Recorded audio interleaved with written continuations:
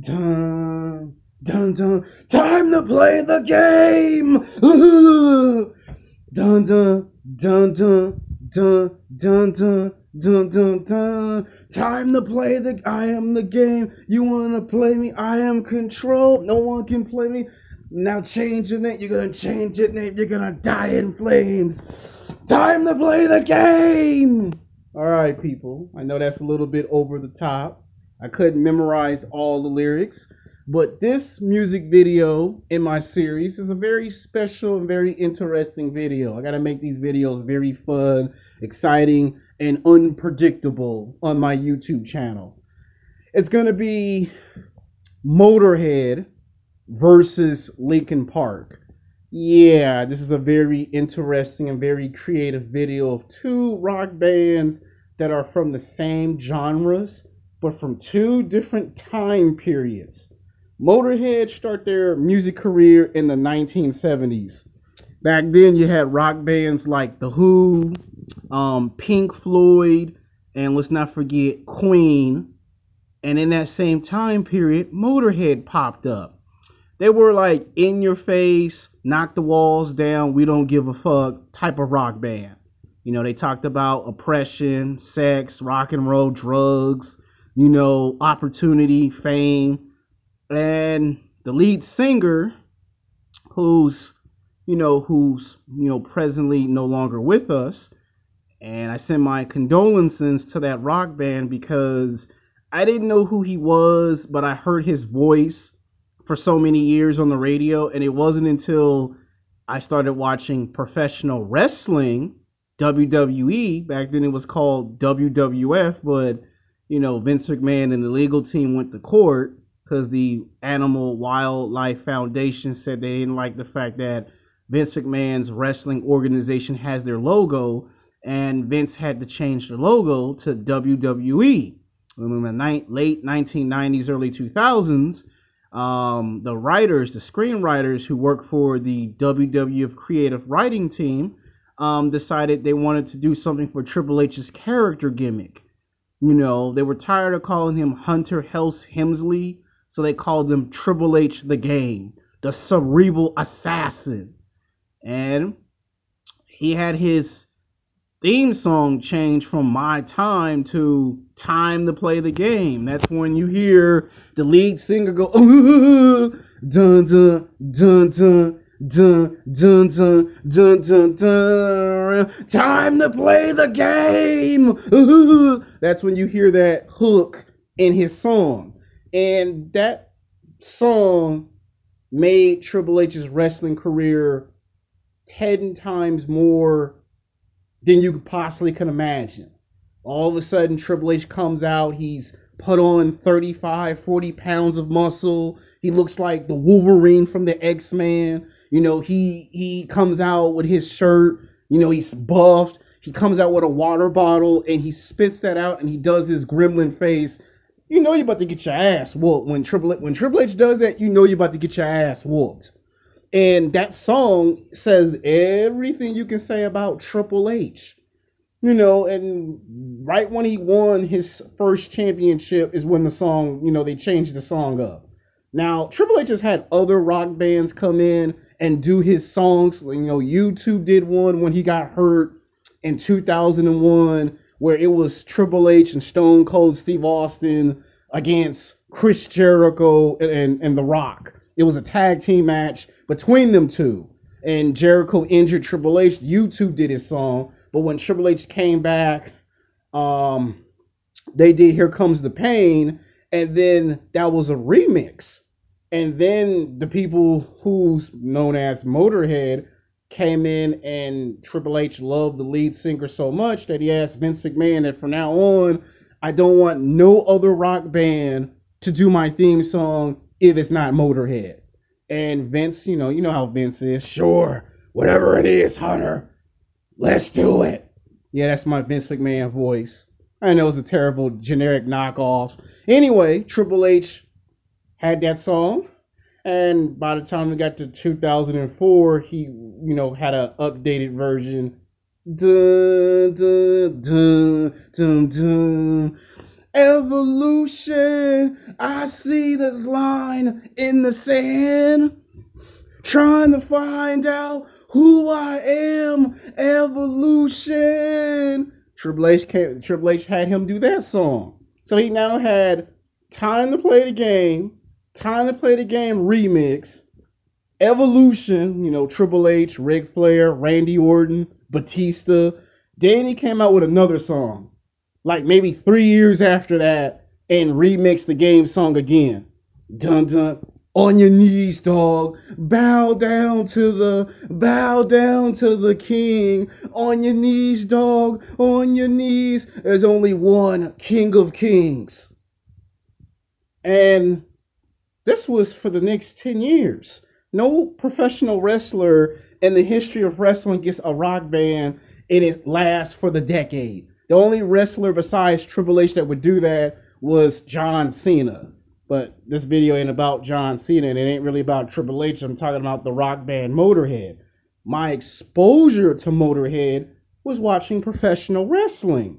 And commonly, I always kept hearing the lead singer's voice. So one day when they did WrestleMania 22 or WrestleMania 23, they had him at a live show, and I got to see what he looked like. I said, no wonder why every time I hear Time to Play the Game, I get hyped up in the gym and bench press 300 plus or 400 plus. You feel the emotion in that song. Now, at this point, MotorHead had already done 5 albums.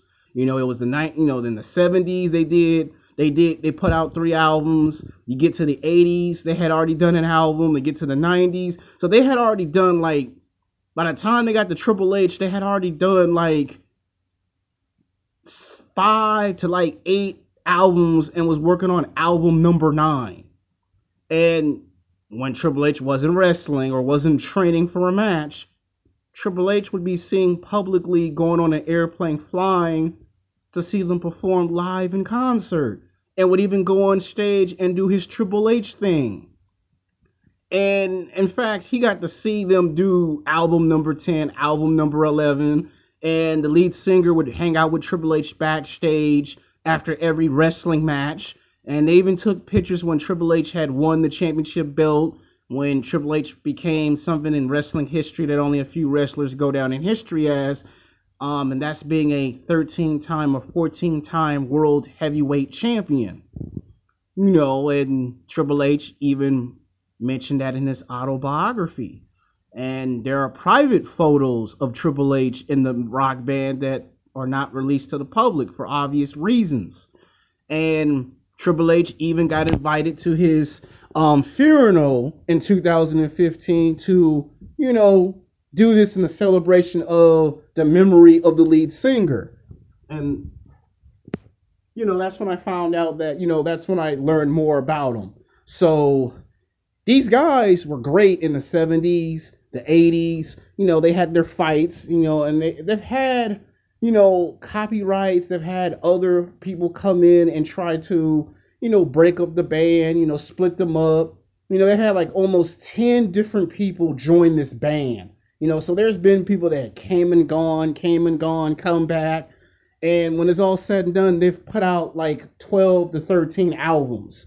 And this rock band, they show no signs of slowing down. I mean, seriously. And people play this theme song every time they see Triple H. And everybody gets on their bed or their couch or go on top of a table at a park and they imitate Triple H, and they always bump that rock song. That rock song gets you hyped to want to whoop somebody's ass.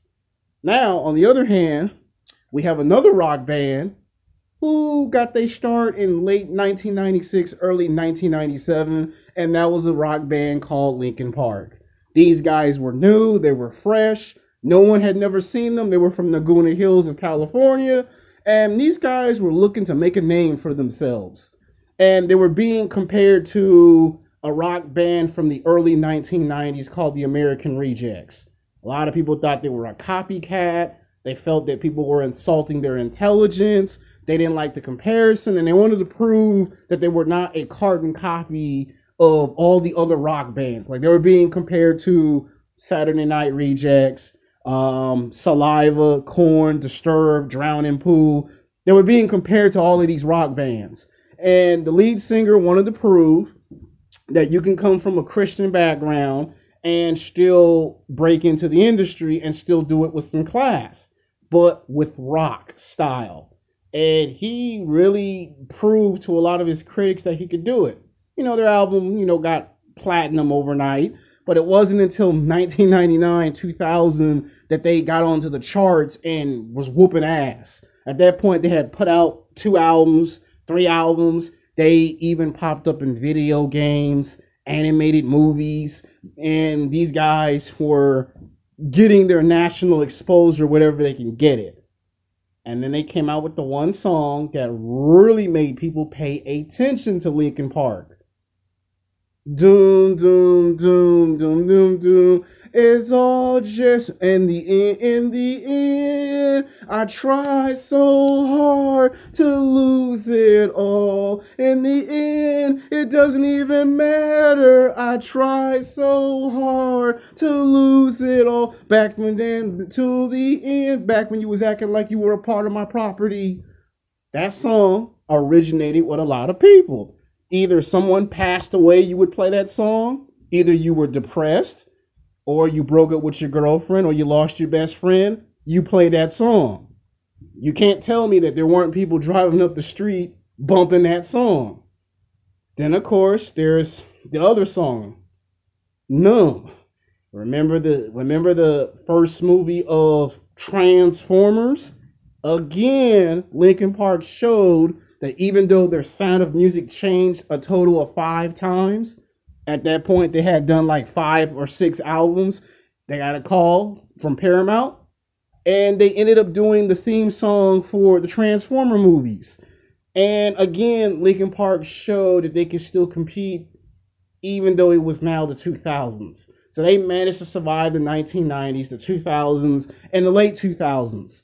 And for a long time, I didn't hear from this group. Then they crossed over from pop rock to rock and roll to alternative rock to hip hop. All of a sudden, they hooked up with Jay-Z, and they did 2 songs for Jay-Z's final album before Jay-Z retired. That was 99 Problems, but the Ain't One. I feel sorry for you, son, if you got girl problems. 99 Problems, but the Ain't One. They were in the background when Jay-Z gets shot up at the end of the video. Then they took the What the Hell Are You Waiting For and made a remix. Same group, you hear Jay-Z rapping by himself, turn around and make a remix out of it. What the hell are you waiting for? They were coming with hits after hit after hit. So they were there. Now, they haven't really been making any music lately, but don't be surprised if another Transformer movie come out and you can hear familiar voices on that soundtrack. Now, we get to the most important question of all. Who is better? MotorHead or Linkin Park? Now, MotorHead has been around for almost 4 decades. And anytime people see Triple H come out, people automatically get up and they bump MotorHead. Whenever people think of Transformers, they usually think of Linkin Park. And I would say, and I can't believe I'm going to say this by a big margin, I got to give it to MotorHead, because even though MotorHead came in the 70s, it's been nearly 4 decades, and every time you watch Triple H come out, that's how most rock fans learn about this group.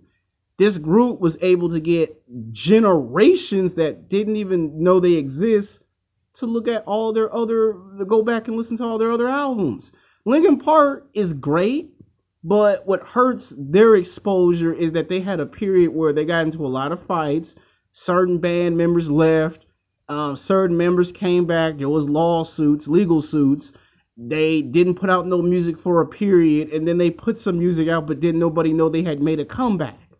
And they used the movies like Transformers to help make their comeback in music. But you can't compete with a rock band that pops up for 10 years and it's because of one person, Triple H.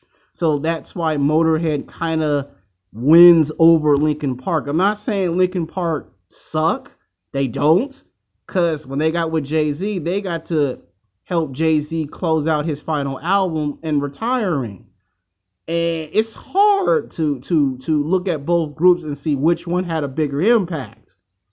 So I hope you love this video. Yeah, I didn't want to make this too long or too short. Until next time, peace.